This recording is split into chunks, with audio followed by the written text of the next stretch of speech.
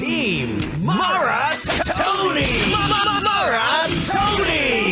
Ikaw, anong trip mo?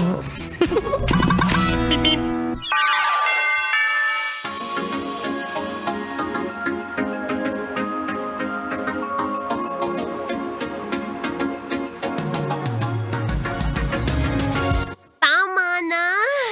Tama na sa pagpapanggap.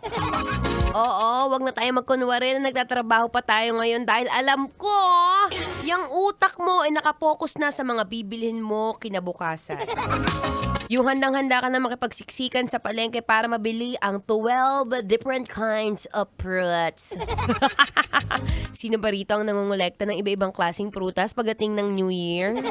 At naniniwala kapag ka nakumpleto ang mga prutas na iyon na 12 different kinds, susuwertihin at malalayo sa malas.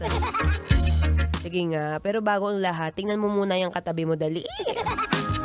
Tingnan mo yung katabi mo kung may dalang swerte ba yan.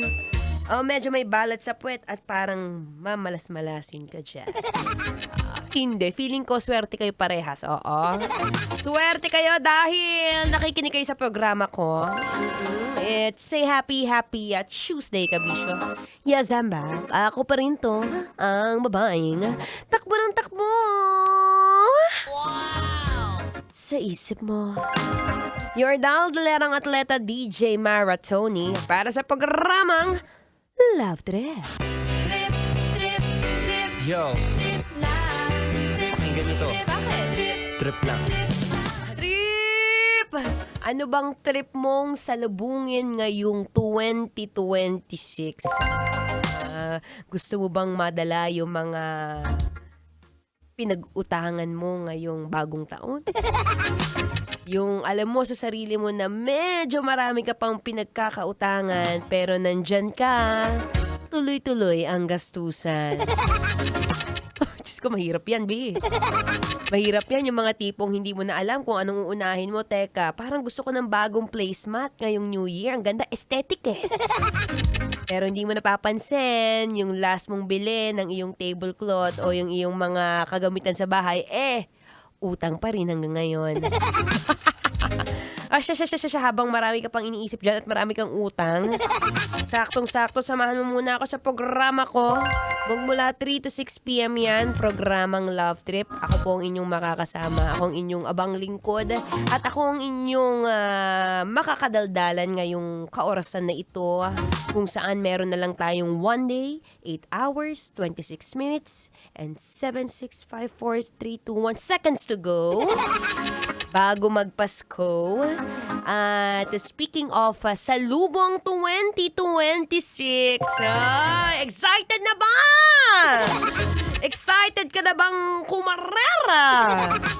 Marami daw ang pwedeng gawin lalo na ngayong darating na 2026. Syempre, nasa era na tayo kung saan medyo marami na po ang solusyon o ang knowledge pagdating sa social media. So medyo ikaw na rin na magtataka kung hanggang ngayon bakit para bang nahihirapan ka dyan sa mga trabaho mo at parang kulang pa rin ang iyong pera. Oo, kumbaga ngayong salubong 2026, ito yung mga bagay na kailangan hinahanda. Kailangan ready ang ating mindset na ano nga ba ang pwede kong pagkakitaan na ngayong darating na 2026. Magandang salubong yan. Para naman kahit papaano yung mga kinakain natin medyo mag-upgrade. May na-realize tuloy ako. Alam mo, habang tumatanda ka pala, kapag nakakatuwa lang din na medyo nakaka-pressure at the same time. Na ang mga tao walang satisfaction. At kapag wala kang satisfaction, for example, dati nasanay ka 3-in-1 coffee. Pero ngayon, dahil medyo nakakaramdam ka ng pagkaluwag-luwag, medyo nag-iipon-ipon ka pa rin ng stickers magmula sa pinakasikat na coffee shop. Para bang ayaw mo nang uminom ng 3-in-1 coffee? Ano?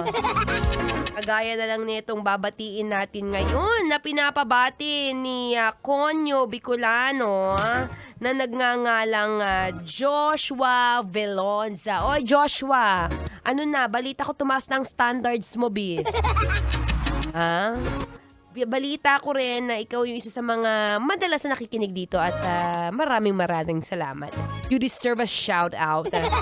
At kung ikaw ay gusto mo rin ng shout out, well, tutok ka lang. Oo, just hang on tight and sit back, relax. Dahil malay mo banggit din ang pangalan mo sa radyo, no? So for now, makinig ka muna ng Feel Good Music. Yung Feel Good Tuesday. Dito pa rin sa 90.7 Love Radio.